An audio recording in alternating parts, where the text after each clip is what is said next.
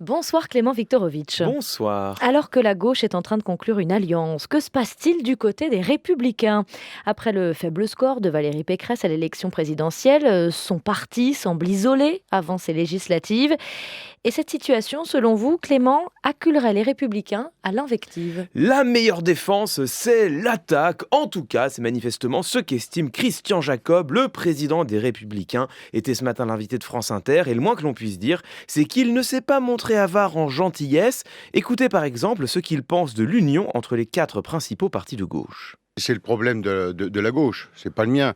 Mais c'est tout et n'importe quoi. De la tambouille de com, tambouille électoraliste. Cette mise en scène est invraisemblable. Ce que la gauche est en train de faire, se Ici à France ridiculiser Inter, totalement. ou peut-être La France insoumise, ils ont une idée, c'est le chaos.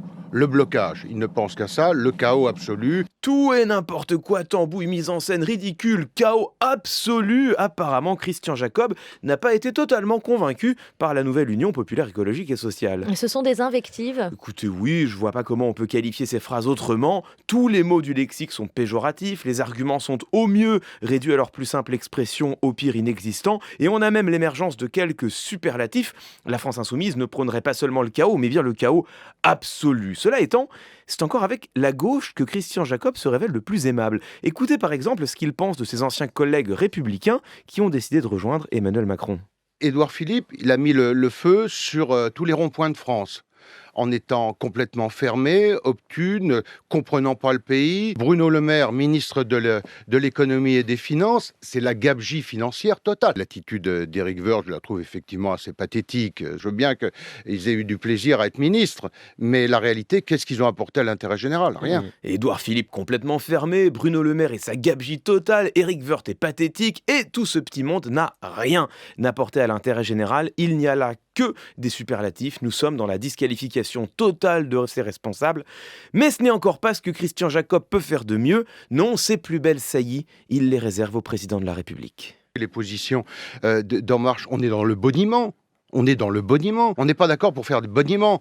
Emmanuel Macron, on le sait, est incapable de porter quelque réforme que ce soit. Incapable d'avoir une ligne sur quoi que ce soit. On est dans un parisianisme, une bureaucratie. C'est tout et n'importe quoi. C'est-à-dire aucune vision sur rien. Ça a été un quinquennat pour rien. C'est l'échec total sur ce quinquennat. Des boniments, un président incapable de porter quoi que ce soit, aucune vision sur rien, un échec total. Cette fois, ça y est, bingo, Christian Jacob a officiellement épuisé les superlatifs dépréciatifs que lui offre la langue politique, et le tout en seulement 25 minutes. Et Christian Jacob n'a vraiment rien dit d'autre. Alors si, il a tout de même mollement rappelé les principales réformes avancées par Valérie Pécresse, mais il se trouve que, du propre aveu de celle-ci, ces réformes sont extrêmement proches du projet qui a été défendu par Emmanuel Macron pendant la campagne. Que reste-t-il alors aux Républicains pour marquer leur différence?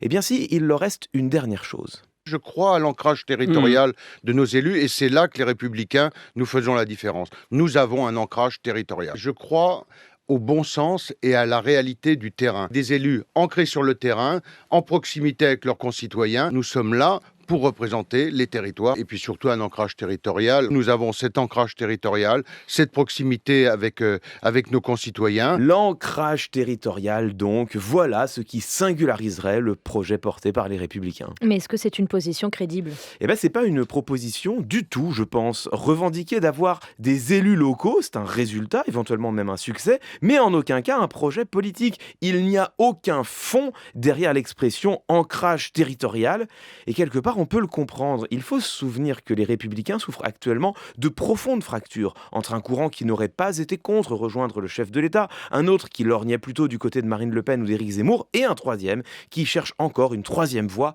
entre ces deux blocs politiques. Le problème de Christian Jacob, en tant que président du mouvement, c'est de maintenir l'unité en dépit des divisions. Et pour ne s'aliéner personne, la solution la plus simple, c'est encore d'en dire le moins possible, voire de ne rien dire du tout. Voilà pourquoi il passe autant de temps à invectiver ses adversaires. C'est finalement la meilleure manière de ne se fâcher avec aucun partenaire. Entre les lignes avec vous, Clément Viktorovitch, merci.